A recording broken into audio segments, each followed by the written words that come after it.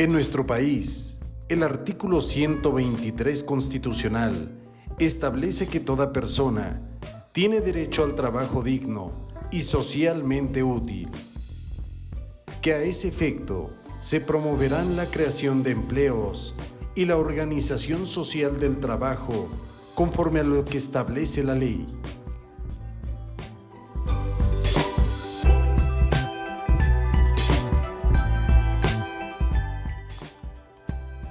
Es el Congreso de la Unión quien tiene la facultad para expedir leyes sobre el trabajo, las cuales van a regir las siguientes relaciones.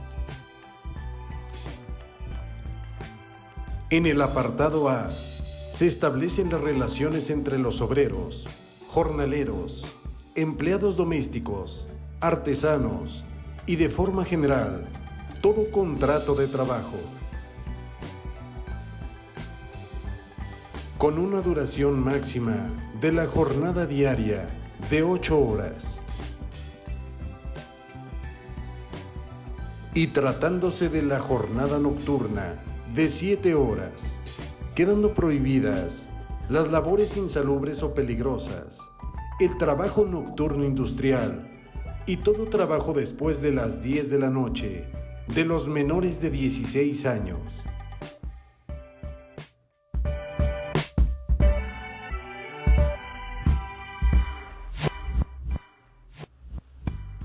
Prohibiéndose la utilización del trabajo de los menores de 15 años y los mayores de esta edad y menores de 16, estableciéndose una jornada máxima de 6 horas. Asimismo, estableciendo el derecho para que por cada 6 días de trabajo, el trabajador disfrute de un día de descanso, cuando menos. Este precepto también establece que las mujeres durante el embarazo no pueden realizar trabajos que exijan un esfuerzo considerable y signifiquen un peligro para su salud en relación con la gestación, gozando forzosamente de un descanso de 6 semanas anteriores a la fecha establecida aproximadamente para el parto y 6 semanas posteriores al mismo, debiendo percibir su salario íntegro y conservar su empleo, así como los derechos que hubieren adquirido por la relación de trabajo. Y en el periodo de lactancia, teniendo 2 descansos extraordinarios por día, de media hora cada uno, para alimentar a sus hijos.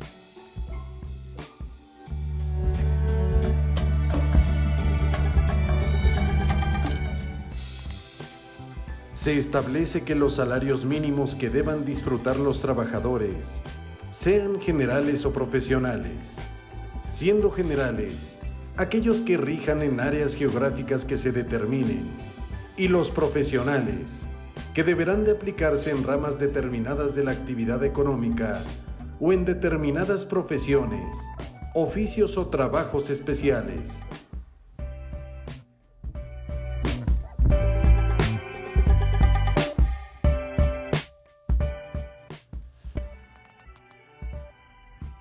El salario mínimo no puede ser utilizado como índice, unidad, base, medida o referencia para fines ajenos a su naturaleza.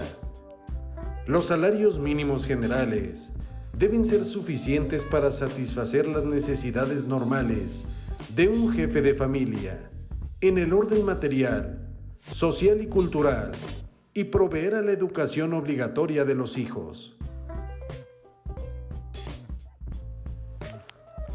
Los salarios mínimos profesionales deben fijarse considerando además todas las condiciones de las distintas actividades económicas. Los salarios mínimos deben fijarse por una comisión nacional integrada por representantes de los trabajadores, de los patrones y del gobierno.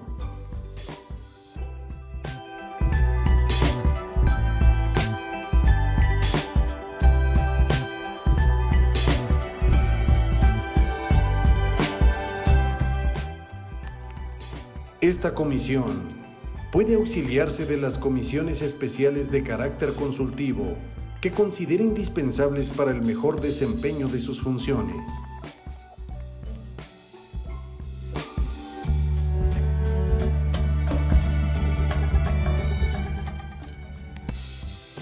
Se garantiza el principio de que trabajo igual debe corresponder salario igual, sin tomar en cuenta el sexo ni la nacionalidad. Que el salario mínimo quedará exceptuado de embargo, compensación o descuento, exceptuándose el pago de las pensiones alimenticias decretadas judicialmente por la autoridad. Se establece que los trabajadores tienen derecho a una participación en las utilidades de la empresa, reguladas de conformidad con los siguientes puntos. La existencia de una comisión nacional para ese efecto, integrada con representantes de trabajadores, patronos y gobierno, que deberá fijar el porcentaje de utilidades que deba repartirse entre los trabajadores. La comisión debe practicar las investigaciones y realizar los estudios necesarios y apropiados para conocer las condiciones generales de la economía nacional. Asimismo, en consideración a la necesidad de fomentar el desarrollo industrial del país, el interés razonable que debe percibir el capital y la necesaria reinversión de capitales.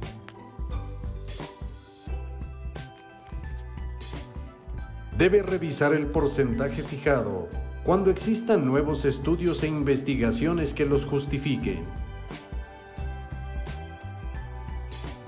Se establecen excepciones de la obligación para repartir utilidades a las empresas de nueva creación durante un número determinado y limitado de años, a los trabajos de exploración y a otras actividades cuando lo justifique su naturaleza y condiciones particulares.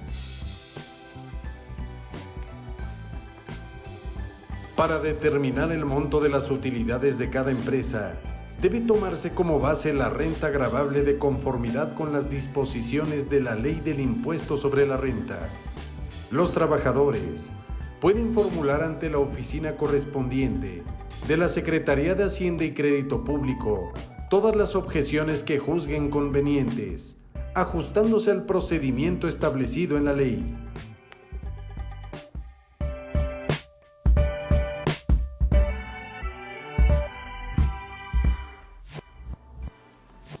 Y asimismo, que el derecho de los trabajadores a participar en las utilidades de la empresa no significa la facultad de intervenir en la dirección o administración de las mismas.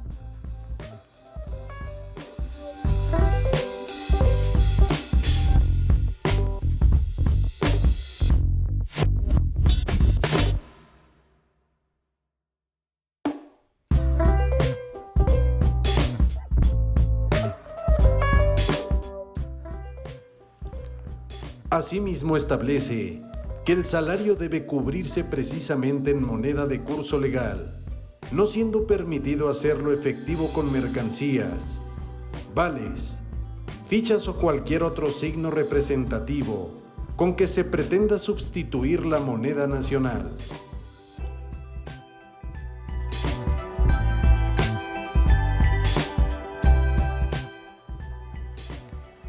Si por circunstancias extraordinarias deban aumentarse las horas de jornada laboral, se abonará como salario por el tiempo excedente un 100% más de lo fijado para las horas normales.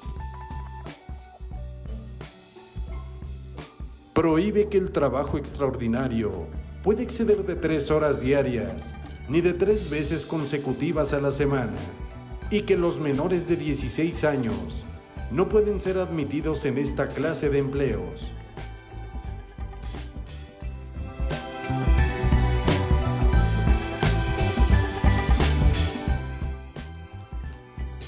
Toda empresa agrícola, industrial, minera o de cualquier clase de trabajo se encuentra obligada a proporcionar a los trabajadores habitaciones cómodas e higiénicas.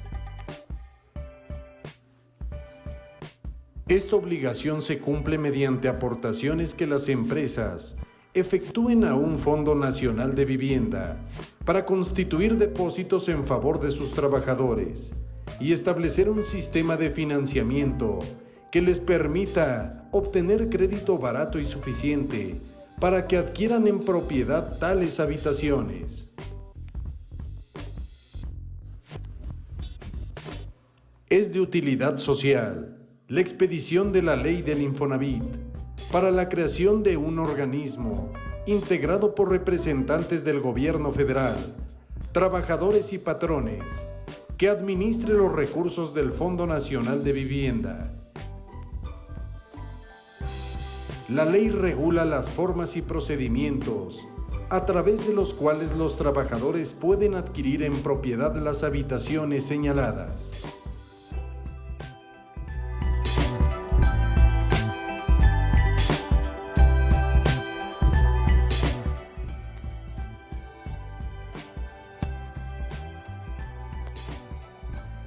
Tratándose de habitaciones que se encuentren fuera de las poblaciones, se encontrarán obligadas a establecer escuelas, enfermerías y servicios necesarios a la comunidad. En estos mismos centros de trabajo, si su población excede de 200 habitantes, debe reservarse un espacio de terreno no menor de 5,000 metros cuadrados para establecer mercados públicos, instalar edificios destinados a servicios municipales y centros recreativos.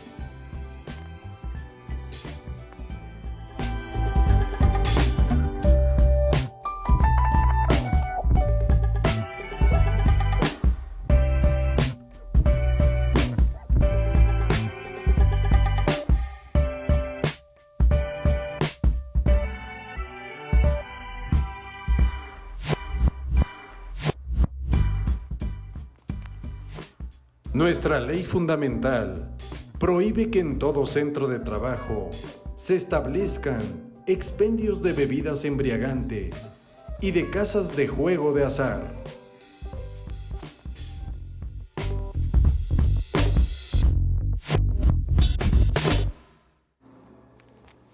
Las empresas, independientemente de su actividad, se encuentran obligadas a proporcionar a sus trabajadores capacitación o adiestramiento para el trabajo.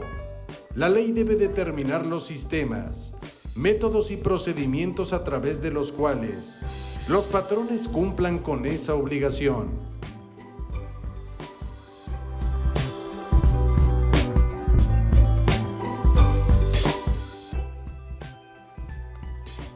Los empresarios son responsables de los accidentes del trabajo y enfermedades profesionales de sus trabajadores, que sean sufridas con motivo o en ejercicio de la profesión o trabajo que ejecuten. Por ende, los patrones deben pagar la indemnización correspondiente, según que haya traído como consecuencia la muerte o cualquier incapacidad temporal o permanente para trabajar.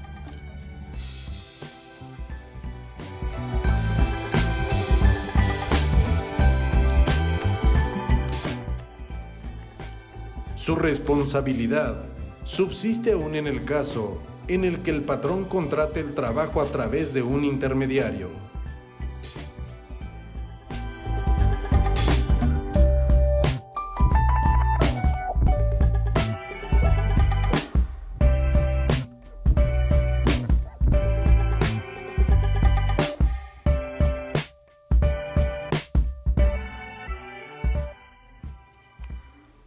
El patrón también se encuentra obligado a observar, de acuerdo con la naturaleza de su empresa, todos los preceptos legales sobre higiene y seguridad en las instalaciones laborales, así como adoptar las medidas adecuadas para prevenir accidentes en el uso de máquinas, instrumentos y materiales de trabajo, y organizar de tal manera que resulte la mayor garantía para la salud y la vida de los trabajadores y del producto de la concepción, tratándose de mujeres embarazadas.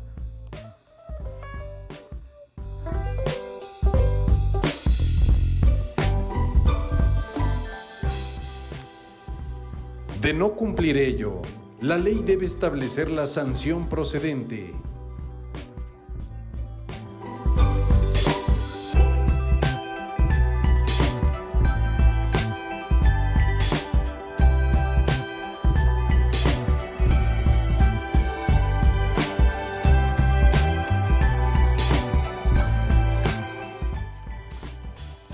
Los trabajadores y empresarios tienen el derecho de formar coaliciones en defensa de sus respectivos intereses, formando sindicatos y asociaciones profesionales. La Carta Magna reconoce como un derecho fundamental de los obreros y patronos las huelgas y los paros.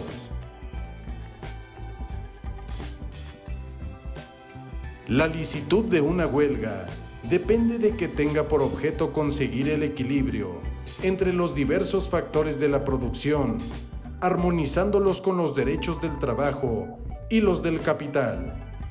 Tratándose de servicios públicos, resulta obligatorio para los trabajadores dar aviso, con 10 días de anticipación, a los tribunales laborales, de la fecha señalada para la suspensión del trabajo. Las huelgas serán consideradas como ilícitas cuando la mayoría de los huelguistas ejerza actos de violencia contra las personas o las propiedades, o en caso de guerra, cuando aquellos pertenezcan a los establecimientos y servicios que dependan del gobierno. Si se trata de obtener la celebración de un contrato colectivo de trabajo, debe justificarse que se cuenta con la representación de los trabajadores. Los paros laborales solo son lícitos cuando el exceso de la producción haga necesario suspender el trabajo para mantener los precios en un límite costeable, previa aprobación de los tribunales laborales.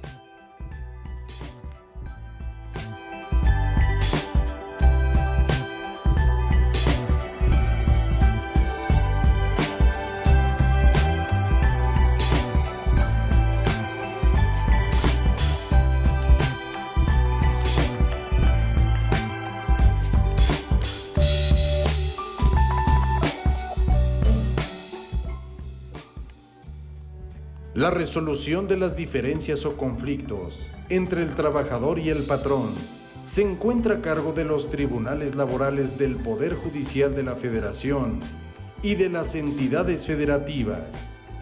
Deben contar con capacidad y experiencia en materia laboral, y sus sentencias y resoluciones habrán de observar los principios de legalidad, imparcialidad, transparencia, autonomía e independencia.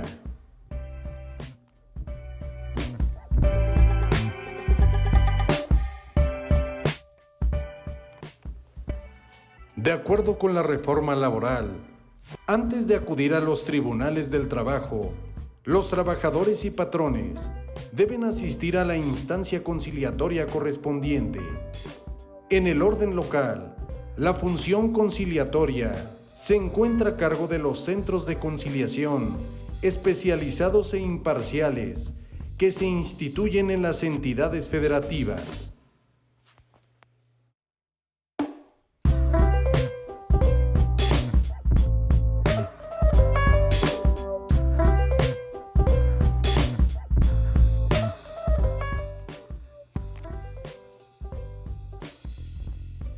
Estos centros tendrán personalidad jurídica y patrimonio propios, y habrán de contar con plena autonomía técnica, operativa, presupuestaria, de decisión y gestión, debiendo regirse por los principios de certeza, independencia, legalidad, imparcialidad, confiabilidad, eficacia, objetividad, profesionalismo, transparencia y publicidad. Su integración y funcionamiento debe determinarse en las leyes locales. La ley establece el procedimiento a que debe de observar la instancia conciliatoria. La etapa de conciliación consiste en una sola audiencia obligatoria, con fecha y hora debidamente fijadas de manera expedita. Las subsecuentes audiencias de conciliación solo se podrán realizar con el acuerdo de las partes en conflicto.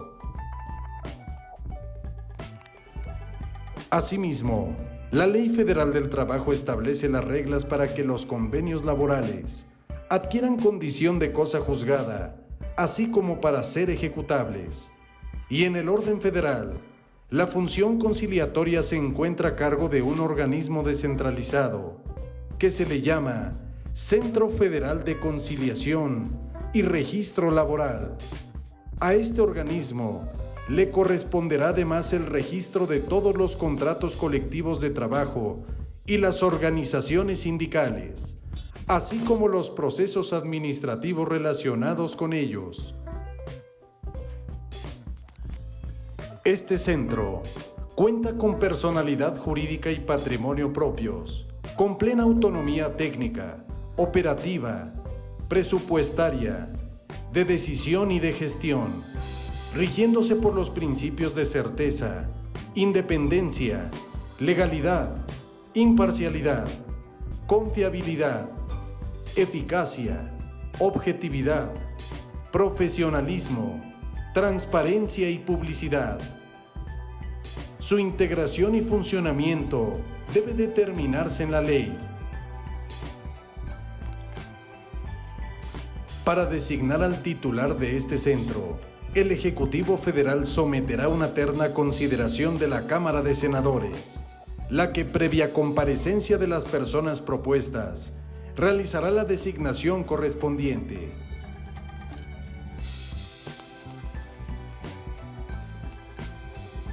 La designación se hará por el voto de las 2/3 partes de los integrantes de la Cámara de Senadores presentes, dentro de un improrrogable plazo de 30 días. Si la Cámara no resuelve en ese plazo, ocupará el cargo que dentro de dicha terna considere el presidente de la República. Pero en caso de que los senadores rechacen la totalidad de la terna propuesta, el Ejecutivo Federal debe someter una nueva terna, y si esta segunda terna fuera rechazada, ocupará el cargo la persona que dentro de esa terna designe el presidente de la República.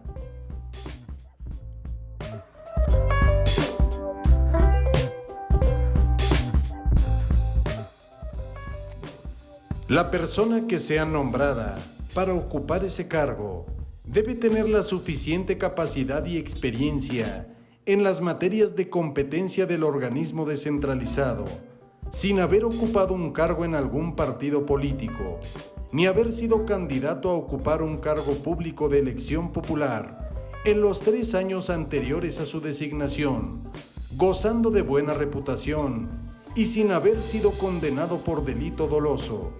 Asimismo, cumplir con los requisitos establecidos en la ley. El cargo lo desempeñará por periodos de 6 años, pudiendo ser reelecto para una sola ocasión. En caso de falta absoluta, el sustituto será nombrado para concluir el periodo respectivo y solo puede ser removido por causa grave, no pudiendo tener otro empleo, cargo o comisión, con excepción de aquellos en que actúen en representación del organismo y de los no remunerados en actividades docentes, científicas, culturales o de beneficencia.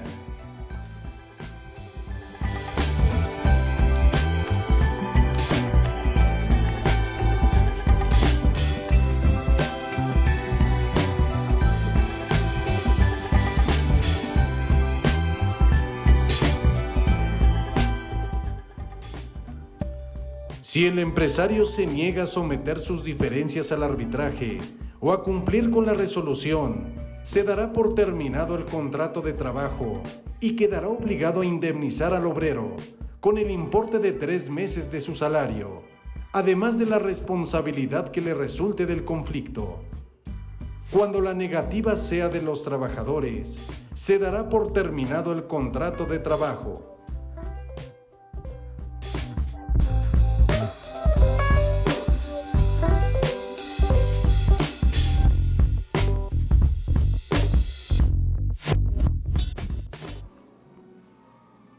Cuando el empresario despida a un trabajador sin causa justificada, o por haber ingresado a una asociación o sindicato, o haber tomado parte en una huelga lícita, se encontrará obligado a elección del trabajador a cumplir el contrato o a indemnizarlo con el importe de 3 meses de salario. La ley establece los casos en los que el patrón puede ser eximido de la obligación de cumplir el contrato mediante el pago de una indemnización. Igualmente tiene la obligación de indemnizar al trabajador con el importe de 3 meses de salario cuando se retire del servicio por falta de probidad del patrón o por recibir de él malos tratos, ya sea en su persona o en la de su cónyuge, padres, hijos o hermanos. El patrón no puede eximirse de esta responsabilidad cuando los malos tratos provengan de dependientes o familiares que obren con su consentimiento o tolerancia.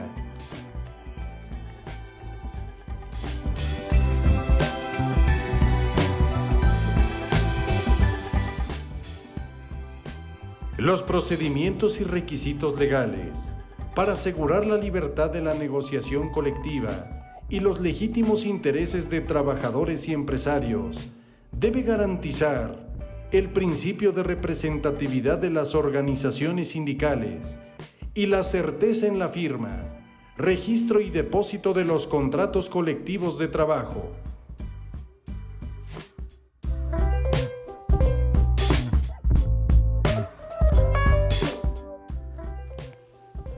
Para resolver los conflictos entre sindicatos, la solicitud de celebración de un contrato colectivo de trabajo y la elección de dirigentes, el voto de los trabajadores será personal, libre y secreto.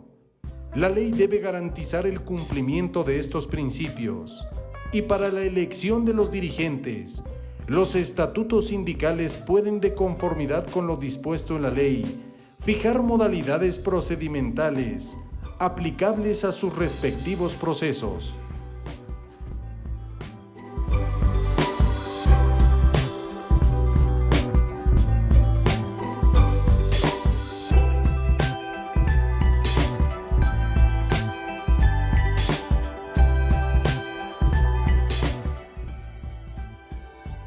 Los créditos en favor de trabajadores por salarios o sueldos devengados en el último año e indemnizaciones tendrán preferencia sobre cualquier otro en el caso de concurso o de quiebra. De las deudas contraídas por los trabajadores a favor de los empresarios, de sus asociados, familiares o dependientes, solo será responsable el mismo trabajador y en ningún caso y bajo ningún motivo se puede exigir a los miembros de su familia, ni serán exigibles las deudas por la cantidad excedente del sueldo del trabajador en un mes.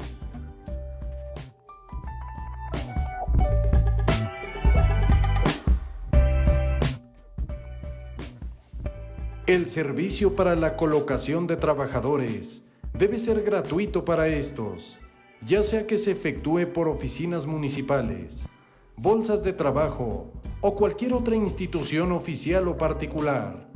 En la prestación de este servicio debe tomarse en cuenta la demanda de trabajo y en igualdad de condiciones, teniendo prioridad quienes representen la única fuente de ingresos en su familia.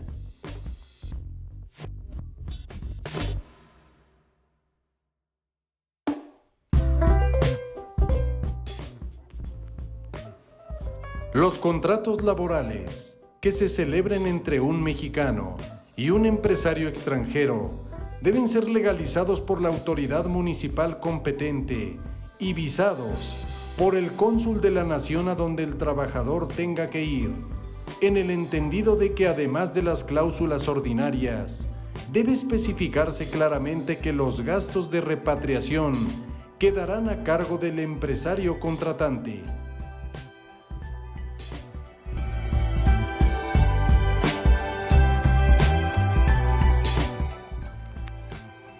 Se consideran condiciones nulas y sin obligación a los contrayentes, aunque se expresen en el contrato, todas aquellas cláusulas que estipulen una jornada inhumana por ser notoriamente excesiva, dada la naturaleza del trabajo.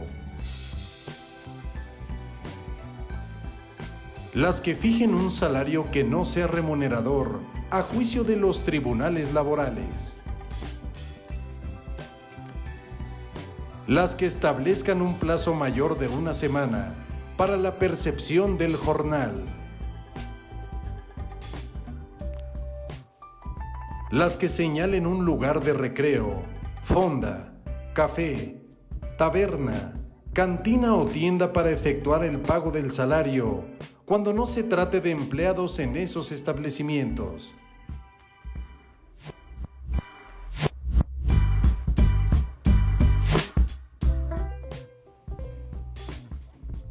Las que signifiquen obligación directa o indirecta para adquirir los artículos de consumo en tiendas o lugares determinados.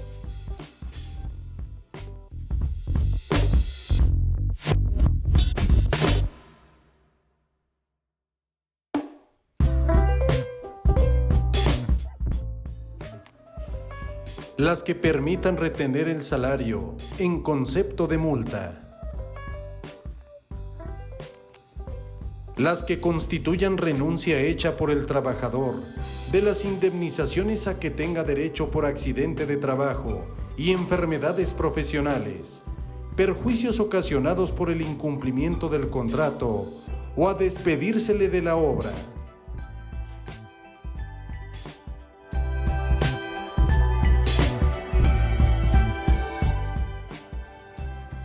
Y en general, todas las estipulaciones que impliquen renuncia de algún derecho consagrado a favor del trabajador en las leyes de protección y auxilio a los trabajadores. La ley debe determinar los bienes que constituyan el patrimonio de familia, los cuales serán inalienables y no pueden sujetarse a gravámenes reales ni embargos, y tampoco serán transmisibles a título de herencia, con simplificación de las formalidades de los juicios sucesorios. La Carta Magna considera de utilidad pública la Ley del Seguro Social, comprendiendo seguros de invalidez, vejez, vida, cesación involuntaria del trabajo, enfermedades y accidentes, servicios de guardería y cualquier otro encaminado a la protección y bienestar de los trabajadores, campesinos, no asalariados y otros sectores sociales y sus familias.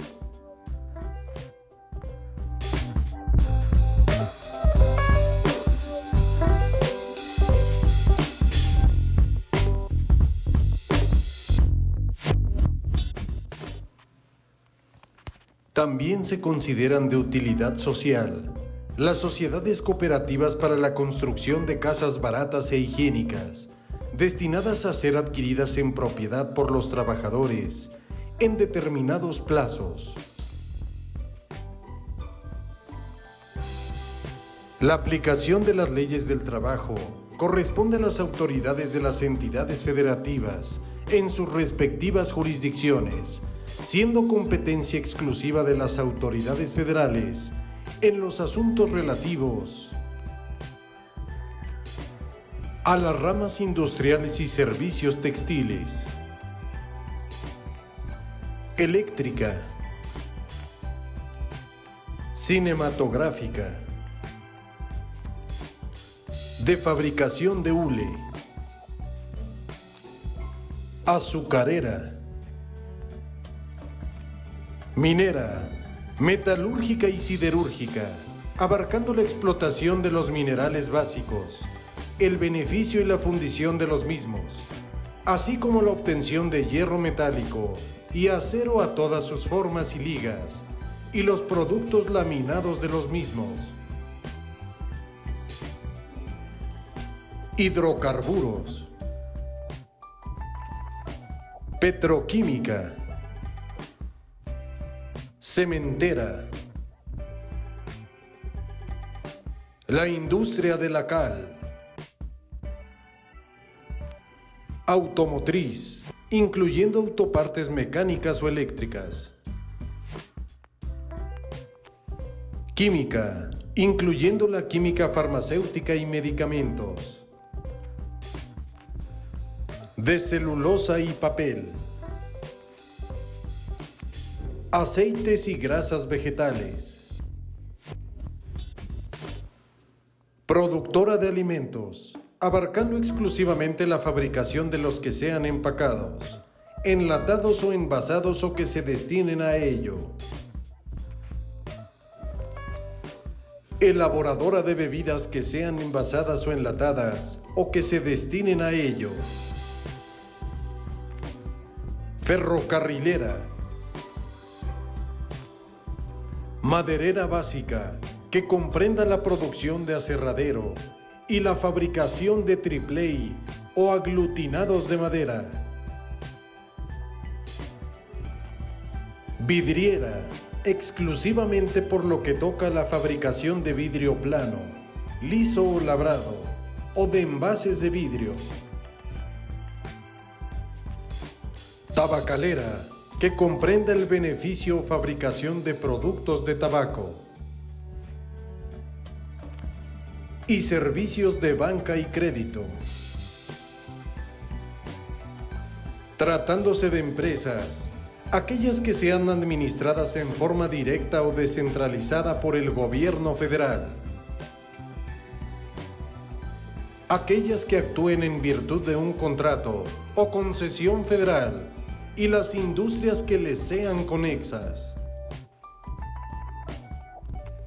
Y aquellas que ejecuten trabajos en zonas federales o que se encuentren bajo jurisdicción federal en las aguas territoriales o en las comprendidas en la zona económica exclusiva de la nación.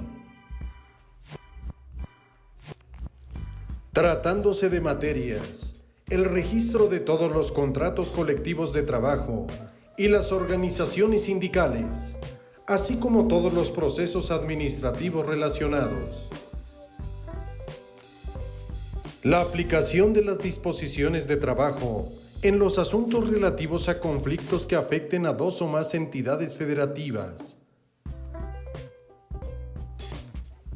Contratos colectivos que hayan sido declarados obligatorios en más de una entidad federativa. Obligaciones patronales en materia educativa. Y obligaciones de los patrones en materia de capacitación y adiestramiento de sus trabajadores, así como de seguridad e higiene en los centros de trabajo, para lo cual las autoridades federales contarán con el auxilio de las estatales cuando se trate de ramas o actividades de jurisdicción local en los términos legales. El apartado B del artículo 123 constitucional establece el régimen de los trabajadores burocráticos al servicio del Estado, estableciendo lo siguiente: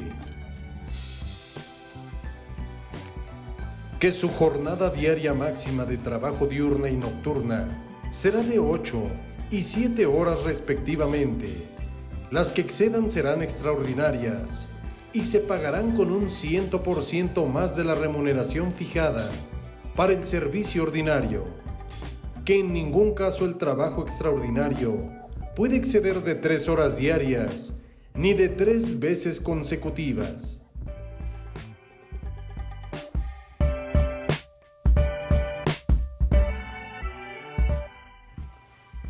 Por cada 6 días de trabajo, disfrutará el trabajador burocrático de un día de descanso cuando menos con goce de salario íntegro. Que las vacaciones nunca serán menores de 20 días al año y los salarios serán fijados en los presupuestos respectivos, sin que su cuantía pueda ser disminuida durante la vigencia de estos.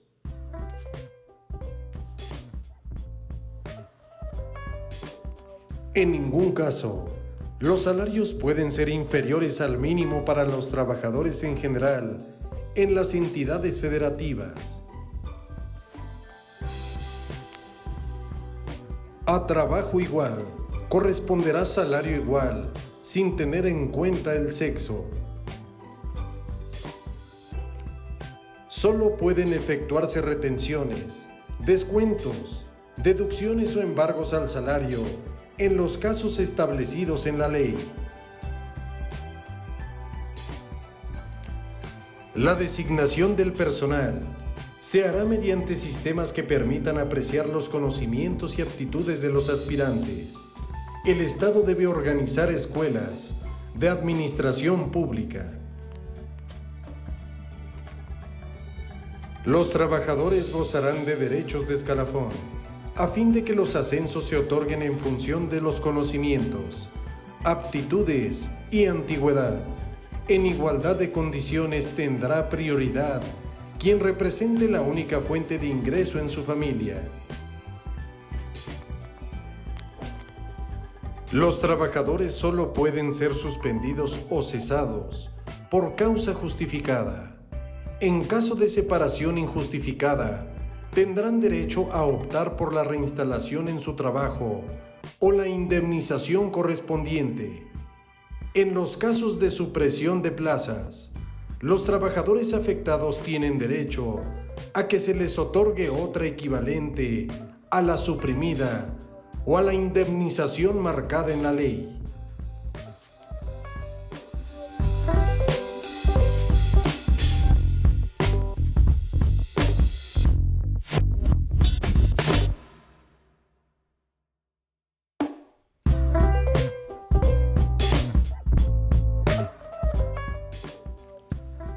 Los trabajadores burocráticos tienen el derecho de asociarse para la defensa de sus intereses comunes y hacer uso del derecho de huelga, previo cumplimiento de los requisitos legales, respecto de una o varias dependencias de los poderes públicos, cuando se violen de manera general y sistemática los derechos que les asiste.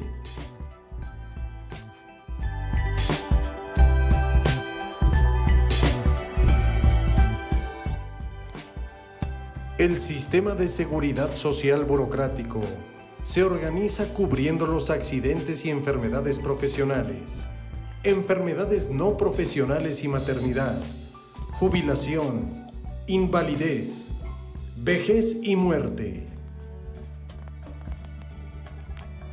En casos de accidente o enfermedad, se conservará el derecho al trabajo por el tiempo que determine la ley.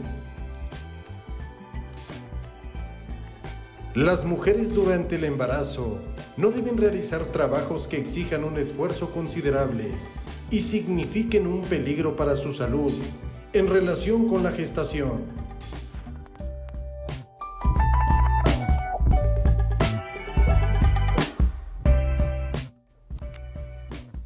Deben gozar de manera forzosa de un mes de descanso antes de la fecha fijada aproximadamente para el parto y de otros 2 después del mismo, percibiendo su salario íntegro y conservando su empleo, así como los derechos que hubieren adquirido por la relación laboral.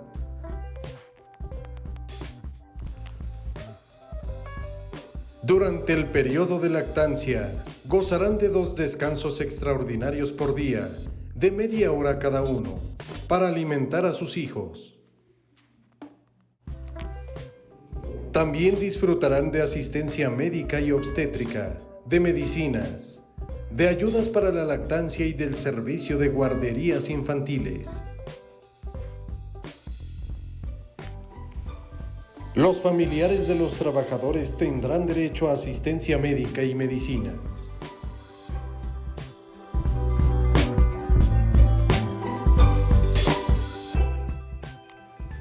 Se establecerán centros vacacionales para la recuperación y tiendas económicas para beneficio de los trabajadores y sus familiares. También se les proporcionará a los trabajadores habitaciones baratas en arrendamiento o venta, conforme a programas previamente aprobados. El Estado, mediante las aportaciones que haga, debe establecer un Fondo Nacional de la Vivienda para constituir depósitos en favor de sus trabajadores y establecer un sistema de financiamiento que permita otorgar a estos crédito barato y suficiente para que adquieran en propiedad habitaciones cómodas e higiénicas, o para construirlas, repararlas, mejorarlas o pagar pasivos adquiridos por estos conceptos.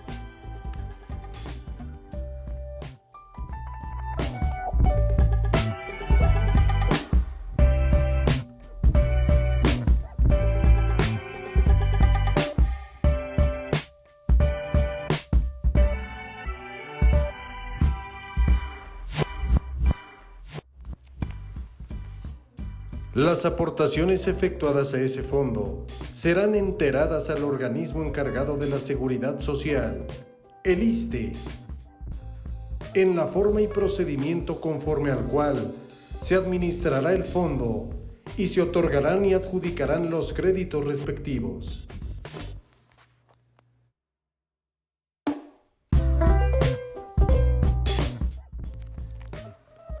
Los conflictos individuales, colectivos o intersindicales serán sometidos al Tribunal Federal de Conciliación y Arbitraje.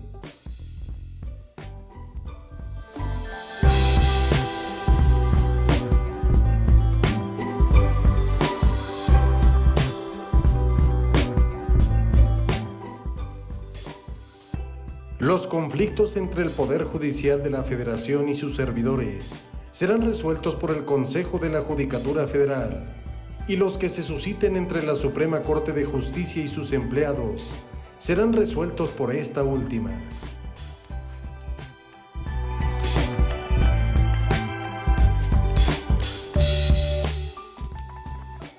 Los militares, marinos, personal del servicio exterior, agentes del Ministerio Público, peritos y miembros de instituciones policiales se regirán por sus propias leyes.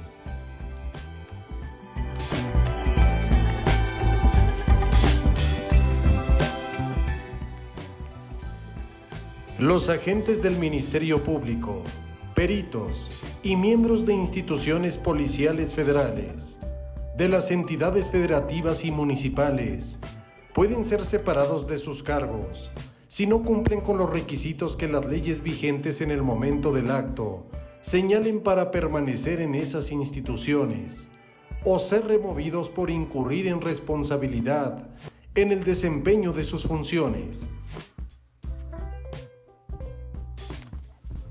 Cuando la autoridad jurisdiccional resuelva que la separación, remoción, baja, cese o cualquier otra forma de terminación del servicio fue injustificada, el Estado solo se encontrará obligado a pagar la indemnización y las demás prestaciones a que tenga derecho, sin que en ningún caso proceda su reincorporación al servicio, cualquiera que sea el resultado del juicio o medio de defensa que se hubiere promovido.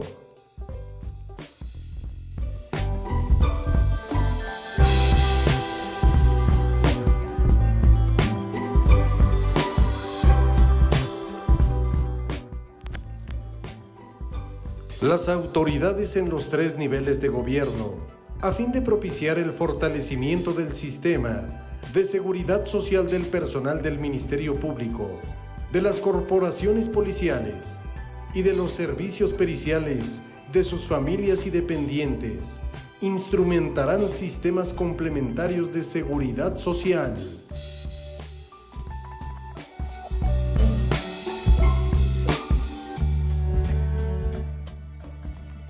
El Estado debe proporcionar a los miembros en el activo del Ejército, Fuerza Aérea y Armada todas las prestaciones que establece la ley. Serán consignadas a través del ISFAM, que es el organismo encargado de la seguridad social de los componentes de dichas instituciones.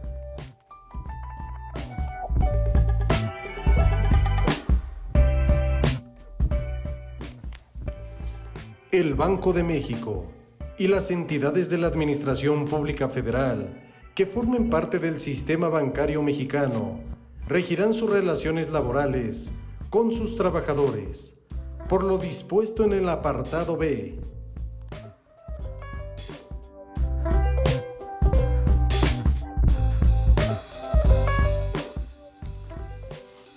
Por último, la ley debe determinar los cargos que serán considerados de confianza y las personas que los desempeñen disfrutarán de las medidas de protección al salario, gozando de los beneficios de seguridad social, sin que puedan obtener la reinstalación en su trabajo.